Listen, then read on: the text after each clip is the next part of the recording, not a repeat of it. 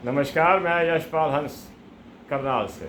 आशा है आप प्रसन्न होंगे, ईश्वर की कृपा होगी, संतानें आज्ञा में, बुजुर्ग खुश होंगे घर के, आप बड़ी सेवा कर रहे होंगे, कोई वाद विवाद नहीं। आज मैं बुद्ध पर चर्चा कर रहा हूँ।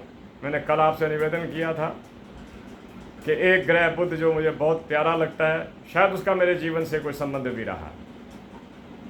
मैं बुद्ध की दशा के अंदर प्रसन्न रहा, ये नहीं रोगी भी रहा, लेकिन मैंने महसूस किया कि बुद्ध व्यक्ति को प्रमादी नहीं होने देता, कुछ कर। प्यारे बंधुओं, एक शब्द है अपवाद, हिंदी का शब्द है।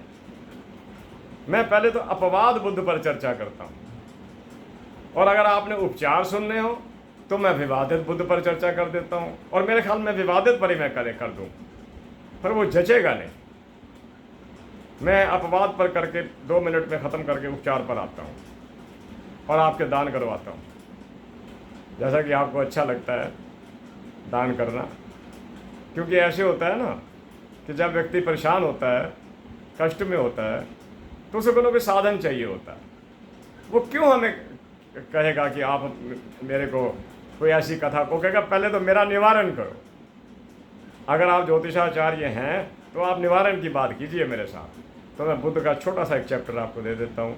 अपवाद, अपवाद कहते हैं जिस पर विवाद ना हो, यानी कि बुद्ध अस्त ना हो। बुद्ध उद्यत हो और अपने अपने घरों में ठीक स्थिति में बैठा हो। लगन का बुद्ध व्यक्ति को बहुत विनोदी स्वभाव का, सुंदर, वेल पर्सनैलिटी से ये मेरा मतलब नहीं कि वो मोटा तगड़ा लंबा चौड़ा होगा। एक ऐसी पर्सनैलिटी जिसे हम कहते हैं ना कि अट्रैक्टिव पर्सनैलिटी का। दूसरे घर में हो, उसकी भाषा शैली गजब की होगी, बात ठीक करेगा, अपवाद में होना चाहिए, सूर्य के साथ ना बैठा हो। तीसरे घर में हो,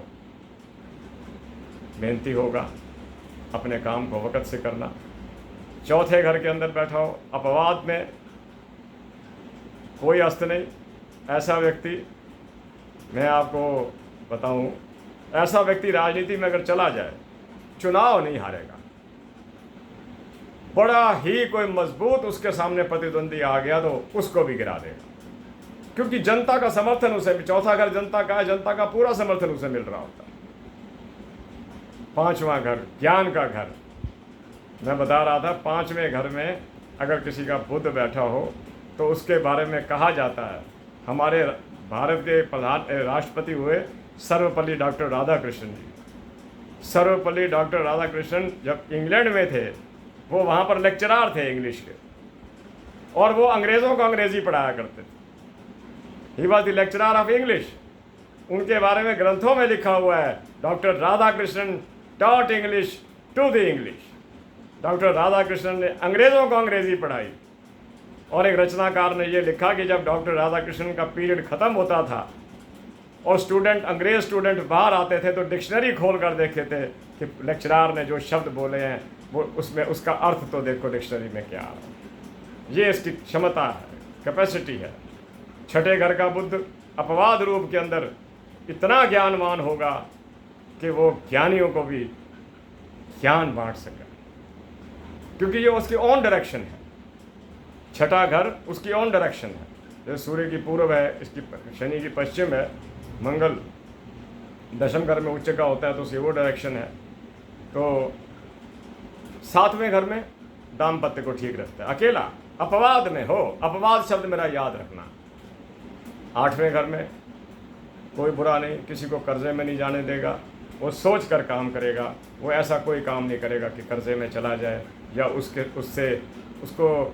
उसका जीना मुश्किल हो जाए। नवम भाव के अंदर ये व्यक्ति को धार्मिक बनाता है, लेकिन धार्मिक उस किस्म का जो रियल धार्मिक होते हैं, कि कोई व्यक्ति याचना कर रहा है उसकी मदद कर देना, ये इनका बहुत बड़ा काम है। दशम भाव में बुद्ध बैठा हुआ हो, दशम भाव का बुद्ध आदमी को अधिकारी, उच्चतम अधिकारी के पद पर ले जाता है, लेकिन वो एक बहुत ज़्यादा कोऑपरेटिव अधिकारी के रूप में जाना जाता है कि नहीं सर बहुत अच्छे हैं, वो हमारी सुनेंगे।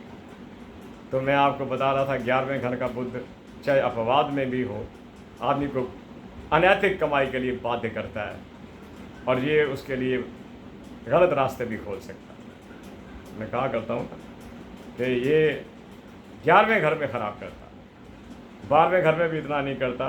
12वां घर ये ठीक है कि 12वें घर में अगर अपवाद के रूप में बैठ जाए, अकेला बैठ जाए, तो ये कुछ नहीं कहेगा, लेकिन व्यक्ति को मैं कहूँ कंजूस बनाएगा, ऐसा भी बिल्कुल नहीं होता। इसका सिस्टम ठीक।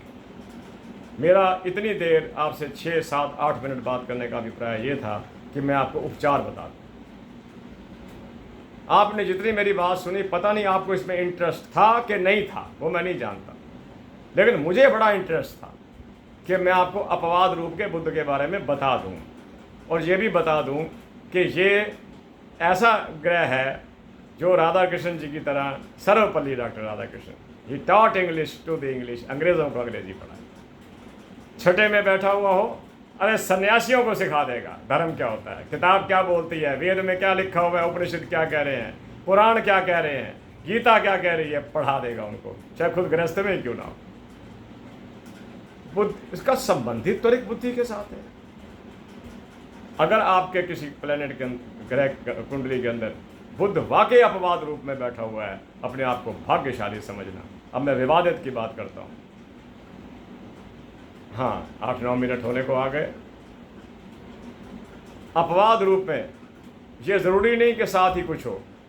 एक तो ऐसा देखने को मिलता है हमारे को, एक व्यक्ति का देखा कन्या लगन, बुद्ध बैठे हैं बीच में, कन्या लगन में बुद्ध अकेला है, अपवाद रूप के अंदर है, लेकिन उससे ठीक छठे घर के अंदर शनि कुंभ के होकर वक्री हो गए। 5 साल से वो व्यक्ति मानसिक रोगों को झेल रहा है, क्योंकि छठे घर का प्रभाव शनि ले गया। शनि बुद्ध का आपस में कोई इतना मेल नहीं है, कोई मेल नहीं है। वो राजकुमार है तो वो दास है, कोई मेल नहीं है। 5 साल से वो व्यक्ति मानसिक तकलीफों में ग्रस्त है। छठे में बैठा है उसका शनि, कुंभ राशि का वक्री होगा। बुद्ध में कोई दाग नहीं है। दूसरे घर में बुद्ध बैठ जाए राहु के साथ, कभी सच नहीं बोलेगा, बोलेगा बहुत, सच नहीं बोलेगा। रात को उठेगा, खा पी के सो जाएगा। ऐसे व्यक्तियों को मन घड़ंत बातें करने का शौक हो जाता है। ये विवादित बुद्ध की बात कर रहा हूं। बुद्ध है तो वाणी का मालिक, इस वाणी से चाहे सच बुलवा लो चाहे झूठ बुलवा लो। अगर ये अकेला बैठ जाए तो सत्य के सिवा कुछ नहीं करेगा। एक मैं और बात बता दूं, अगर कहीं बुद्ध कुंडली का किसी भाव के अंदर 5वां, 6वां, 7वां लगन बुद्ध और शुक्र इकट्ठे हो जाए और व्यक्ति ग्राइंडेड चीज़ों का काम कर ले, छोटी सी कोई आटे की चक्की है, नमक पैक करने का है, दालें पैक करने का है, दूध के पैकेट्स पैक करने का है, काम कर ले, कहीं से कहीं पहुंच जाएगा।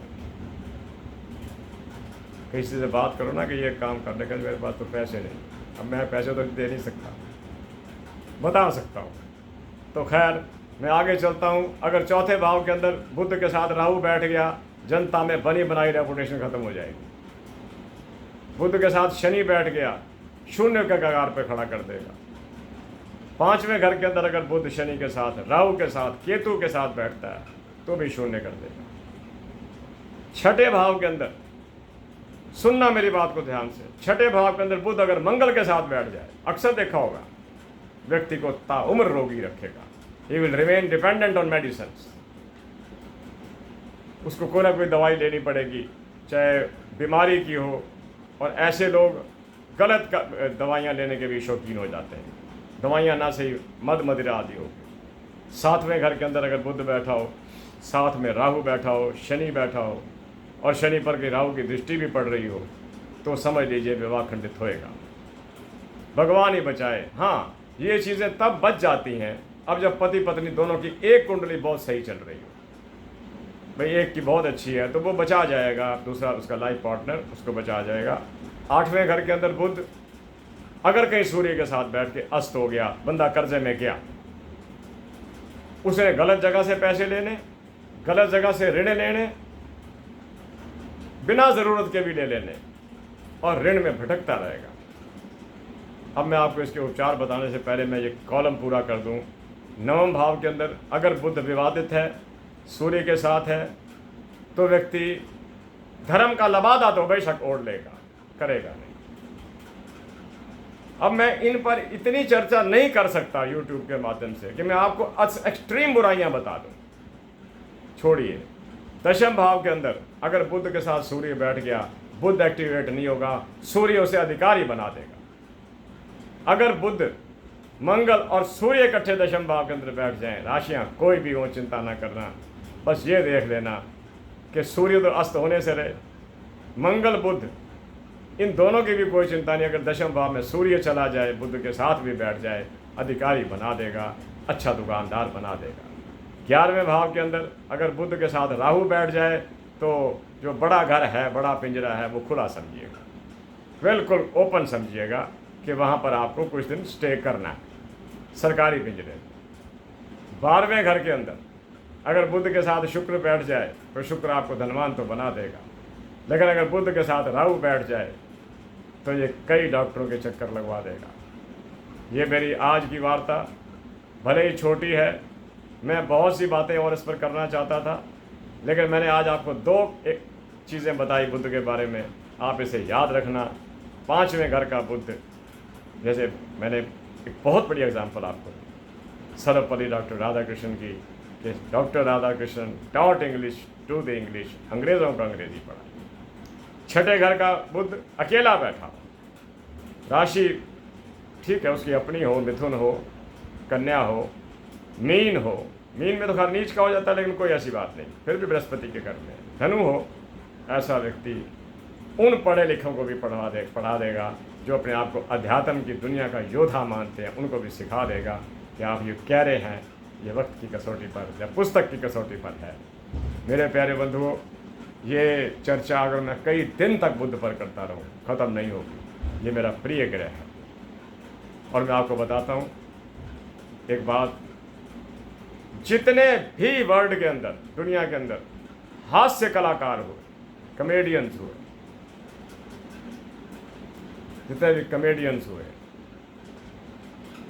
उनका बुध कमाल का था। और जब 6ठा घर जो कुंडली के अंदर होता है, ये होता ही रंगमंच का है। एक बहुत बड़े अभिनेता जिनको मिलेनियम का नेता कहा जाता है, उनकी कुंडली के अंदर कुंभ लगन है और उच्च का बृहस्पति 6ठे घर में बैठा है। जवानी में तो वो हीरो थे ही थे, आज बुढ़ापे के अंदर वे किसी हीरो से कम नहीं, क्योंकि बृहस्पति ने उनको बुढ़ापा भी उनका उच्च का होकर कामयाब कर दिया। प्यारे बंधुओं, मैं आपको बता रहा हूँ कि ये किसी घर में अकेला ठीक है, लेकिन जब ये विवाद के घेरे में आता है, विवाद के घेरे में ये तभी आता है जब ये अस्त होता है। मैंने आपको जिक्र किया था ना, अगर सूर्य बुध और शुक्र इकट्ठे हो जाएं, शुक्र बुध अस्त ना हो, शुक्र भले ही अस्त हो जाए, बुध अपना काम फिर भी कर जाएगा। 15 डिग्री का फासला होना चाहिए। मेरे प्यारे बंधुओं, मैं बुध पर फिर चर्चा करूंगा, लंबी चर्चा करूंगा। ये एक ऐसा प्लैनेट है जो 6ठे में भी देता है, अष्टम में भी देता है, शायद द्वादश में नहीं दे पाता। तो बाकी बातें मैं फिर आपसे करूंगा।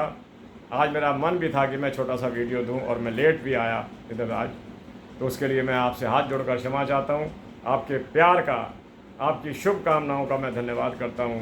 आज मैंने बुध के दोनों रूप आपको दिखा दिए कि बुध अगर अपवादित हो, बिल्कुल ठीक हो तो कमाल है, अगर बुध विवादित हो जाए तो पहली चोट से बुद्धि पर ही कर जाता है, दाम्पत्य ही पर ही कर जाता है, सोच को डिस्टर्ब कर देता है। अगर ठीक हो तो कमाल कर देता है। इसी के साथ करनाल से मैं यशपाल हंस आपसे आज्ञा लेता हूँ। आपकी शुभकामनाएं सदा मेरे लिए वांछित है, मुझे चाहिए आपकी बढ़ती सब्सक्रिप्शन, उसके लिए मैं आपका धन्यवादी। मेरे व्यूअर्स बढ़ रहे हैं, उसके लिए मैं धन्यवादी। मुझे प्रोत्साहन मिलता है, मेरा मन करता है। आज मैं चाहता था, जैसे कई बार दिल होता है कि छुट्टी कर ली जाए, लेकिन नहीं, फिर मैंने कहा नहीं, कुछ लोग लिखते हैं कमेंट्स में, हमें आपका इंतज़ार रहता है। So nice of you, so nice of you.